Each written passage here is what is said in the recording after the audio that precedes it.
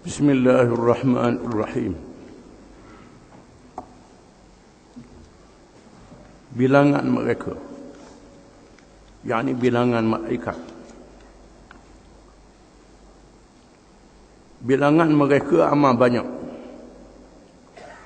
Tidak diketahui jumlahnya, malaikat Allah, Tuhan yang menciptakan mereka.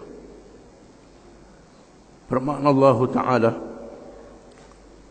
"Wa ma ya'lamu junuda rabbika illa hu."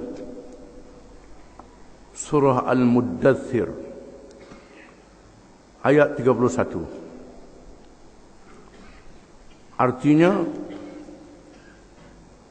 tidak ada yang mengetahui tentera Tuhanmu malaikat Dia sendiri. Di antara perkara yang kita mesti tahu berkenaan dengan beriman kepada malaikat ialah mengetahui bahawa jumlah mereka sangat banyak. Hanya diketahui oleh Allah Subhanahu wa Ta'ala. Mereka termasuk di dalam bala tentera Allah Subhanahu wa Ta'ala. Allah menyebut di dalam ayat yang dibaca tadi, "Wa ma ya'lamu junuda rabbika illahu." Dan tidak ada yang mengetahui tentera Tuhanmu malaikat Dia sendiri. Oleh kerana Allah yang menjadikan mereka, maka Allah mengetahui berapa banyak jumlah mereka. Ayat-ayat ini dihuraikan oleh hadis-hadis Nabi sallallahu alaihi wasallam. Di antaranya sabda Rasulullah sallallahu alaihi wasallam tentang Al-Bait Al-Ma'mur yang terletak di langit yang ketujuh. فَإِذَا هُوَ يَدْخُلُهُ فِي كُلِّ يَوْمٍ 70,000 مَلَكٍ. Al-Hadis Rawahul Bukhari wa Muslim. Artinya tiba-tiba masuk ke dalamnya, yang ke dalam Al-Baitul Ma'mur, pada tiap-tiap hari 70,000 malaikat. Hadis ini termasuk di dalam hadis Isra' dan Mi'raj. Ketika Nabi SAW dibawa melawat alam yang luas, alam bumi dan langit, alam yang nyata dan alam yang gaib. Di antara alam yang gaib yang ditunjukkan kepada Rasulullah SAW ialah alam malaikat. Ketika Rasulullah SAW dibawa melawat ke Al-Baitul Ma'mur di langit yang ketujuh, iaitulah Kaabah, kepada para malaikat di langit, ditunjukkan kepada Rasulullah SAW dan diberitahu kepadanya bahawa tiap-tiap hari masuk ke dalam Al-Baitul Ma'mur itu 70,000 malaikat. Sambungan hadis ini, yang masuk tidak keluar. Kalau satu hari 70,000, yang masuk tidak keluar, sudah berapa juta tahun. Kiralah berapa jumlah malaikat. Kita tidak mampu untuk mengiranya. Sabda Rasulullah sallallahu alaihi wasallam, "Yu'ta bi jahannam yawma idzin laha 70,000 zimam, ma'a kulli zimamin 70,000 malak." Rawahu Muslim. Artinya, dibawa neraka Jahannam pada hari itu, yakni hari kiamat. Baginya 70,000 penambat. beserta tiap-tiap penambal itu 70,000 malaikat. 70,000 kali 70,000. Hadis ni menceritakan berkenaan dengan neraka Jahanam yang mempunyai 70,000 tali-tali penambat. Tiap-tiap satu tali dipegang, dijaga oleh 70,000 malaikat. Hadis yang dahulu diriwayatkan oleh Bukhari dan Muslim. Hadis yang kedua diriwayatkan oleh Muslim. Mengikut ilmu hadis, semua hadis yang diriwayatkan oleh Bukhari dan Muslim adalah hadis-hadis yang sahih. Tidak ada hadis-hadis yang dhaif di dalam kitab Sahih Bukhari dan Muslim. Di sisi ahli sunnah wal jamaah, yang paling sahih selepas Al-Quranul Karim, selepas Quran, ialah hadis riwayat Bukhari dan Muslim. Kemudian hadis yang diriwayatkan oleh Bukhari sahaja, yang diriwayatkan oleh Muslim sahaja. Punya hadis yang diriwayatkan oleh ulama-ulama hadis yang lain mengikut syarat-syarat Bukhari dan Muslim. Kemudian hadis yang diriwayatkan oleh ulama-ulama yang lain mengikut syarat Bukhari, diikuti oleh mengikut syarat Muslim. Dan hadis yang diriwayatkan oleh ulama-ulama yang lain mengikut syarat hadis-hadis sahih yang dipegang oleh ulama itu sendiri. Di mana hadis-hadis sahih terlalu banyak. Makna hadis yang sahih ini ada yang diriwayatkan secara sanad. Makna sanad ini, contohnya saya meriwayatkan daripada guru saya. Guru saya meriwayatkan daripada orang ni, hingga sampai kepada Nabi SAW. Dan tiap-tiap orang, lepas seorang-seorang, tiap-tiap orang yang meriwayatkan hadis ini adalah orang yang kuat agamanya, yang benar, yang adil, yang tidak ada tanda-tanda bohong, yang diketahui benarnya, bukan benarnya sahaja, yang kuat ingatannya. Setelah dia meriwayatkan hadis itu, ditanya lepas 10 tahun pun disebut yang sama, ingatan dia kuat. Inilah hadis yang sahih, bukan sembarangan. Ulama-ulama yang diketahui yang adilnya, baiknya, yang kuat ingatannya, dan dia punya sanad tidak putus. Mana tidak putus di sini, tiap-tiap orang berjumpa dengan orang yang diriwayatkan hadis daripadanya. Yang ini berjumpa bukan ambil daripada orang, bukan beli di bakul, secara musyafahah, secara mendengar. Ini hadis-hadis yang sahih. Kalau sekiranya ada putus sanad itu, makna putus di sini, contohnya seorang ulama, dia menyatakan dia meriwayatkan hadis daripada ulama yang lebih dulu daripadanya, sedangkan tarikh lahirnya tahun 200 Hijrah. Tarikh lahir ulama ini. Tarikh mati ulama yang dikatakan diambil hadis itu 199 Hijrah.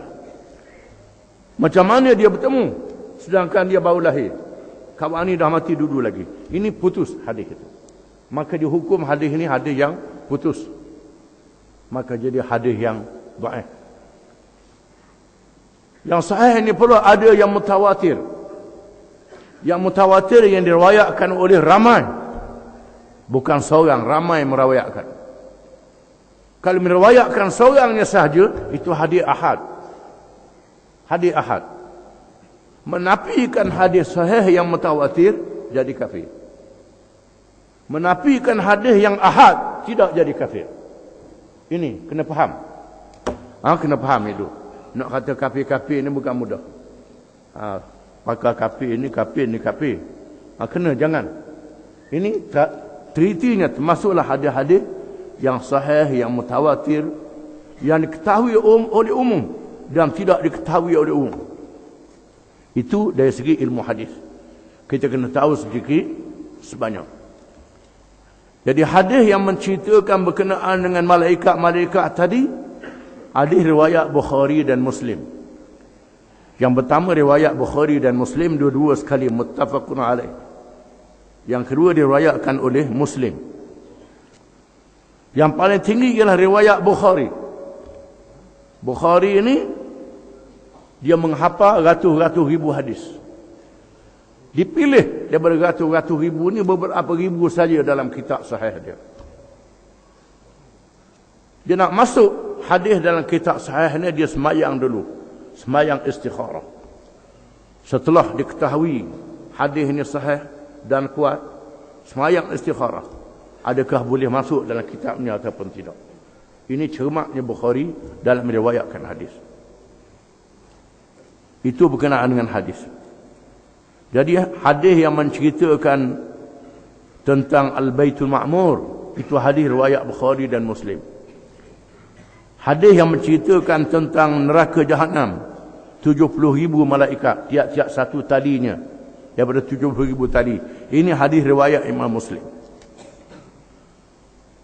Kalau kita memperhatikan pula kepada nas-nas yang menyatakan adanya beberapa malaikat yang ditugaskan dengan perkara-perkara yang berhubung dengan urusan manusia, urusan langit dan alam yang lain, maka tahulah kita betapa banyaknya bilangan mereka.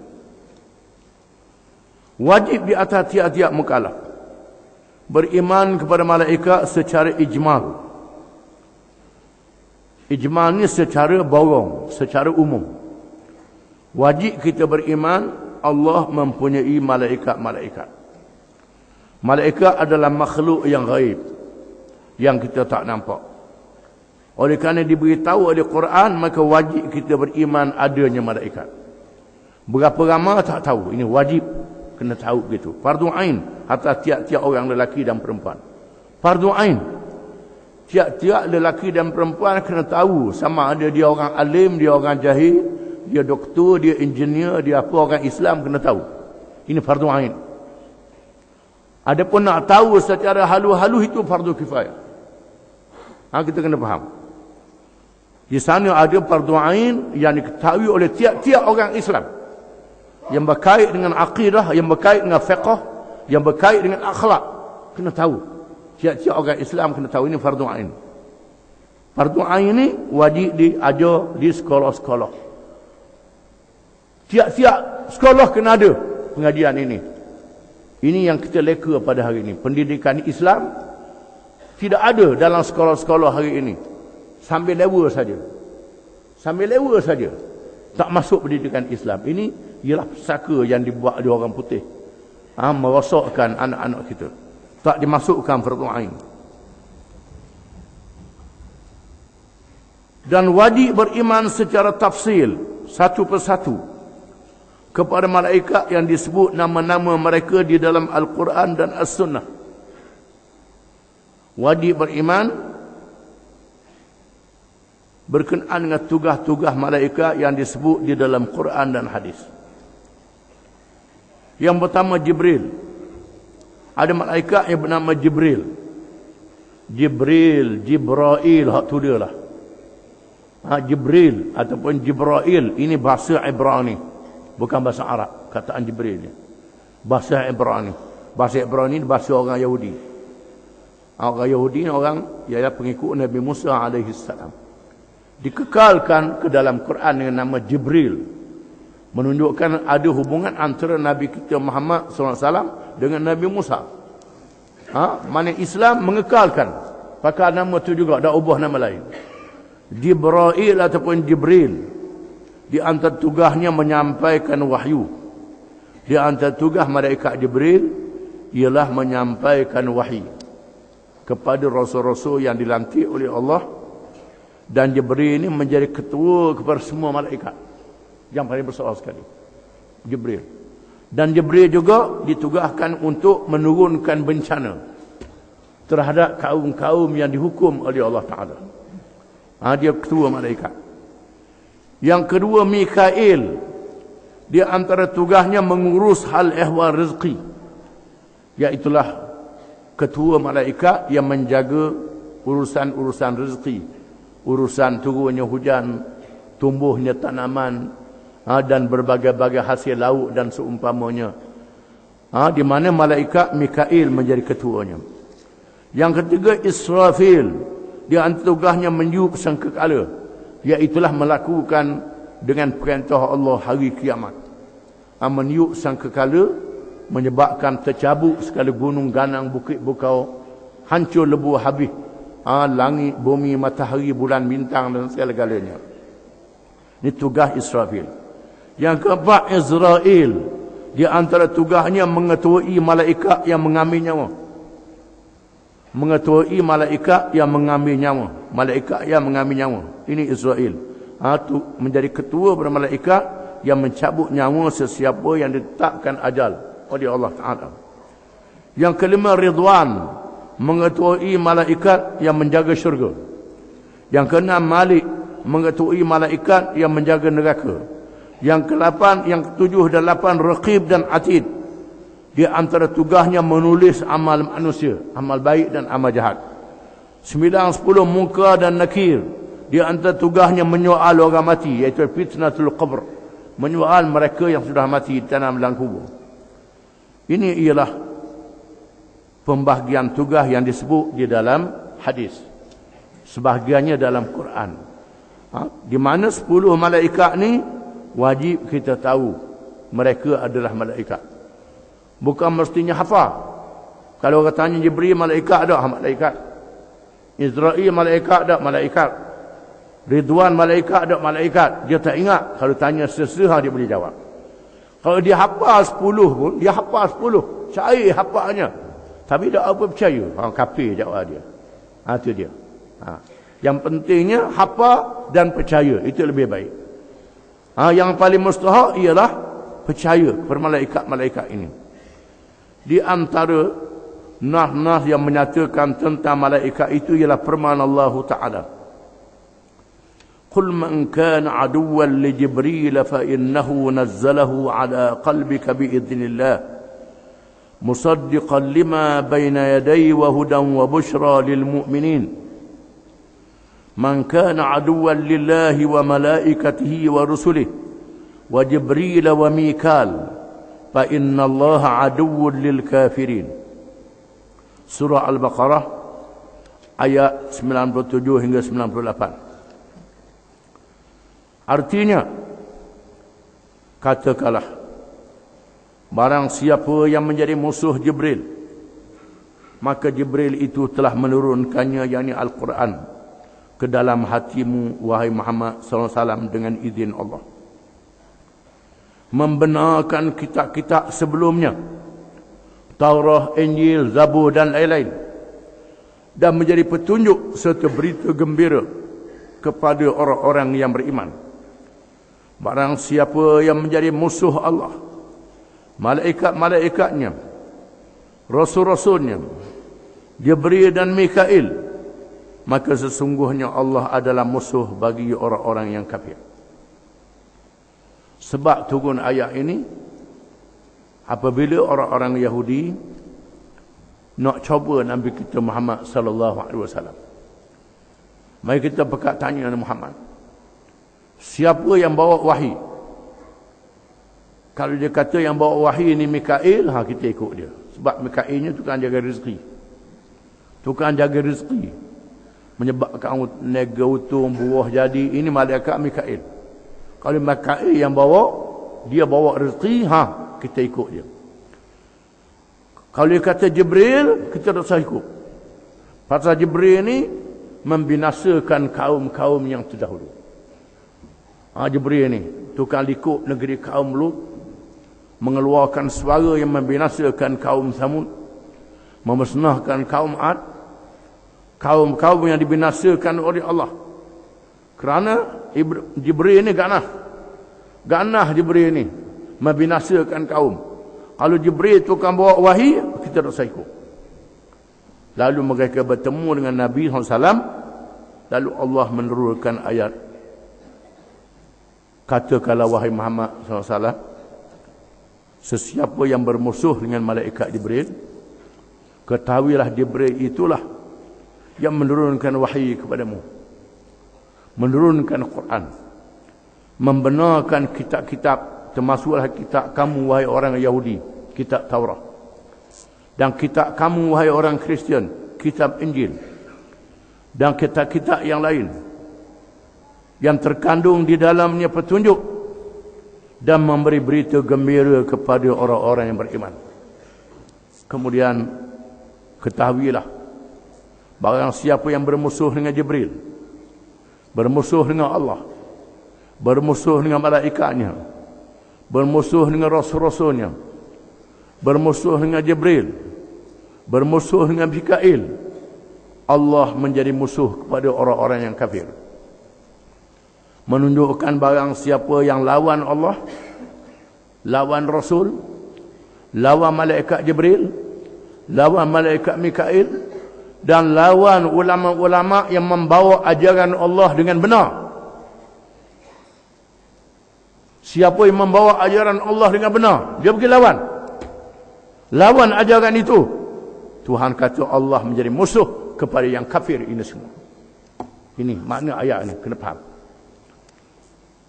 Bermusuh dengan Allah, bermusuh dengan Rasul, bermusuh dengan malaikat, bermusuh dengan Jibril, Mikail yang menugaskan, yang ditugas membawa ajaran Allah. Begitulah mereka yang bermusuh dengan orang yang membawa ajaran Allah yang sebenar. Orang itu bawa ajaran Allah yang sebenar, yang sungguh-sungguh bermusuh. Maka Allah kata aku jadi musuh pada yang kafir. Menunjukkan bahawa semua yang melawan Allah, melawan Rasulnya, melawan malaikat-malaikatnya yang membawa ajaran Allah, termasuklah melawan ulama-ulama ataupun mana-mana pemimpin yang membawa ajaran Allah. Dia bawa ajaran Allah sungguh-sungguh, bukan tipu. Kalau dia tipu, tak apalah lawan dia. Dia tipu, lawan dia, tak apa. Tapi dia bawa ajaran Allah sungguh-sungguh, macam ada dalam Quran, dalam hadis betul-betul. Maka orang ni kafir, Tuhan kata. Aku jadi musuh kepada mereka ini. Ini perisyaharaan daripada Allah Ta'ala. Firman Allah Ta'ala, nazala bihi ruhul amin ala qalbika litakuna minal munzirin.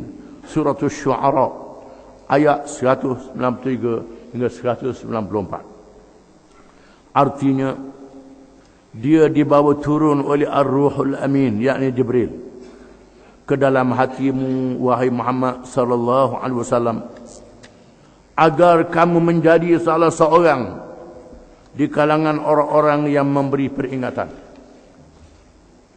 Quran yang dibawa kepadamu ni wahai Muhammad sallallahu alaihi wasallam dibawa oleh malaikat Jibril, Ar-Ruh, Ar-Ruhul Amin, ruh yang sangat amanah. Ruh ini adalah malaikat Jibril yang sangat menunaikan amanah. Ini ialah gelaran kepada malaikat Jibril, Ar-Ruhul Amin. Firman Allah Ta'ala, tanazzalul malaikatu ar-ruhu fiha bi'izni rabbihim. Surah Al-Qadar ayat 4. Artinya, turunlah oleh malaikat dan Ar-Ruh, yakni Jibril, padanya malam Lailatul Qadar dengan izin Tuhan mereka. Di antara tugas malaikat Jibril ialah turun ke bumi di malam Qadar, di bulan Ramadan, memimpin malaikat-malaikat kerana menghormati malam yang sangat mulia itu. Ini disebut dalam Quran. Di antara doa Rasulullah SAW ketika bangun di waktu malam, bila Nabi bangun bertahajud, di antara doa yang pernah dibaca oleh Nabi SAW ialah Allahumma rabbal Jibril wa Mikail wa Israfil, anta tahkumu baina ibadik fima kanu fihi yakhtalifun, ihdini lima ikhtalafa fihi min al-haq biiznik innaka tahdi man tasha'u ila siratin mustaqim. Artinya, ya Allah, ya Tuhanku, Tuhan Jibril, Tuhan Mikail, dan Tuhan Israfil, engkaulah yang menghukum di kalangan hamba-hambamu pada apa-apa yang menjadi pertelengkahan di kalangan mereka. Tunjukkanlah aku dalam apa yang menjadi pertelengkahan itu, mana yang benar dengan izinmu. Sesungguhnya engkau memberi petunjuk kepada sesiapa yang engkau kehendaki ke jalan yang lurus. Walaupun Nabi SAW dilantik oleh Allah menjadi Rasul, menghadapi Yahudi, Kristian dan musyrikin yang bertelengkah menentang kitab-kitab Allah. Nabi dah yakin ini adalah kitab Allah yang dibawa. Walaupun begitu, Nabi doa lagi takut dia salah. Minta Allah Ta'ala tunjuk mana yang benar, mana yang salah dalam apa-apa pertelengkahan yang berlaku di kalangan manusia. Kerana di antara perangai manusia ialah bertelengkah antara satu sama lain. Bertelengkah dalam semua perkara. Bertelengkah dalam perkara ibadat. Bertelengkah dalam perkara hukum syariat. Bertelengkah dalam cara hidup. Semua pertelengkahan ini ada hukum Allah. Ada hukum Allah. Maka naklah pakar hukum Allah. Yang jadi masalahnya, ada kalangan manusia, walaupun ada hukum Allah, lawan juga. Lawan juga. Kebanyakan manusia adalah lawan. Hanya sedikit saja manusia yang tidak lawan. Banyak yang lawan ni pula macam-macam. Hak ni kata begini, dia kata begini. Sehingga jadi celaru. Nak buat macam mana? Betul belaka. Tak boleh. Salah belaka. Tidak. Yang betul satu saja. Al-haqqu min rabbik fala takunanna minal mumtarin. Yang benar daripada Tuhanmu. Jangan kamu termasuk di kalangan orang-orang yang ragu dan syak. Jangan masuk kalangan orang-orang yang ragu dan syak. Inilah ajaran yang dibawa oleh Nabi SAW. Nak cari mana dia hukum Allah. Kalau ada hukum Allah, ini dia. Hukum yang dibawa oleh malaikat Jibril kepada Nabi SAW. Walaupun begitu, Nabi minta jelas. Bila Nabi sudah wafat, sahabat-sahabat Nabi, Sayyidina Abu Bakar, bila ada apa-apa masalah dalam negara, dia tengok dalam Quran, ada ke tak ada dalam Quran. Kalau ada, apakah Quran? Tak ada dalam Quran, ada tak dalam hadis? Kalau ada, apakah hadis? Kalau tak bertemu, Abu Bakar bangun berucap dalam masjid. Kita ada satu masalah. Ada kalangan kamu yang ingat mana-mana ayat Quran? Ada tak ayat Quran berkait dengan perkara ni? Ada yang ingat ayat Quran lalu baca ayat Quran tu. Kalau ia sungguh, pakar. Ada tak hadis Nabi? Ada kalangan yang ingat Nabi pernah bersabda. Pakar. Hadis Nabi SAW. Pakar hadis Nabi SAW. Begitulah para sahabat berpegang dengan Quran dan hadis. Kita zaman ni dak gomor dulu. Gomor dulu patut cari mana ayat supaya betul kita buat tu. Ni jadi punah. Punah zaman sekarang ni dia. Yang kita kena faham. Kerahlah mufti-muftinya, segala ulama-ulama nak betul hak kita kata tu. Kalau tak betul juga, awak dah tahu sudah. Awak dah tahu sudah. Punahlah kita. Inilah zaman yang kita hadapi pada hari ini. Firman Allah Ta'ala tentang Malik yang mengetuai malaikat neraka. Wallahu